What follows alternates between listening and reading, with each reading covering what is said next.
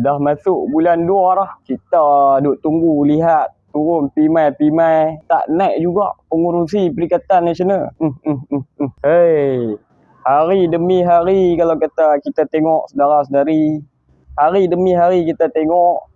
Kira desah-desuh ni kira orang kata bila mainnya pilihan raya Melaka. Maka pilihan raya PRU ni kita kata tak nanti, tak lama ni kira kita kata tak jauh dah lah. Semakin hari semakin dekat lah dengan PRU ni. Kira orang kata masih lagi tak ada. Orang kata apa? Tak ada lagi calon pengurusi Perikatan Nasional. Bermakna dekat sini untuk pengetahuan saudara-saudari, ya kita nampak dah. Orang kata retak tunggu nak leput ya ni. Bukan kata belah dah. Kira retak tu kepuh terus. Tapi untuk pengetahuan saudara-saudari, kita pun menjadi tanda tanya juga yang dikatakan daripada PAS ni. Kan? Bukan saya nak sebut PAS ni pendekatan tu untuk pengurusi PN tu. Memang saya rasa jauh sekali nak dapat lah. Sebab Muhyiddin kot. Tan Sri Muhyiddin kot. Ingat Tan Sri Muhyiddin ni siapa dia?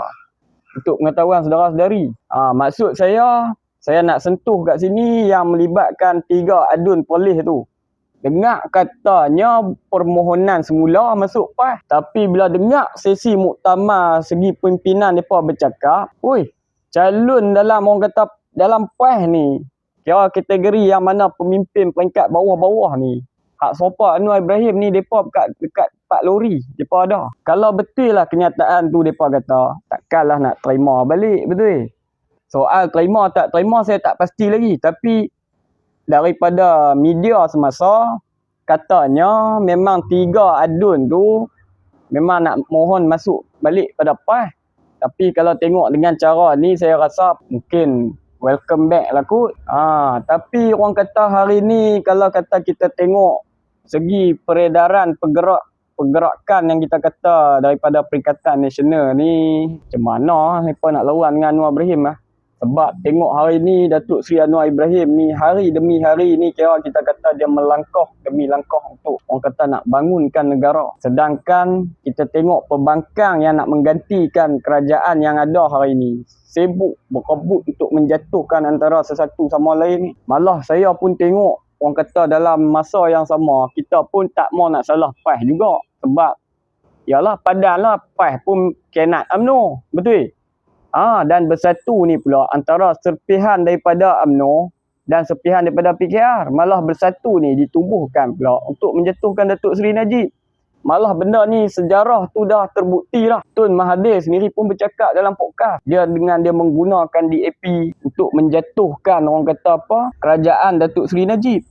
Sedangkan orang kata kita pun tahu. Malah KJ sendiri pun bertanya pada Tun Mahathir.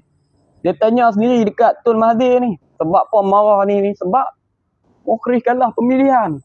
Tu saja. Dan hari ni kita pun tak terkejut. Senjata yang sama. Sebab apa? Mahathir ni menggunakan PAS untuk menjatuhkan Anwar Ibrahim. Sebab apa? Dengan dia juga, dia pun menjadi asbab punca Datuk Seri Anwar Ibrahim tak naik jadi Perdana Menteri. Masa PH 1.0. PH plus bersatu. Benda-benda ni tuan-tuan kena ingat. Tapi berbalik pada penceritaan awal saya tadi, nak abang kat saudara-saudari, hari ni Perikatan Nasional ni tak ada, orang kata apa, tak ada solution. Malah PAS pun hari ni hentam pada bersatu. Sebab apa? Mereka nakkan UMNO. Mereka akan tinggalkan bersatu. Salah satunya untuk mereka ambil UMNO sebelum pilihan raya. Untuk jatuhkan Datuk Seri Anwar Ibrahim. Yang menjadi kemarahan daripada PAS ini adalah Zahid. Sebab tu penyokong-penyokong PAS marah pada Zahid. Bubuh kat Zahid ni, ni kepala AMDAP macam-macam. Membabitkan, disabitkan orang kata Presiden UMNO ni dengan DAP. Sedangkan dulu, PAS pun bersama DAP. Benda-benda ni kita dah berulang kali kita bagi penerangan untuk pengetahuan saudara-saudari. Tapi, orang kata biasalah. Halal bagi mereka, haram bagi orang. Daripada penyokong PAS ni.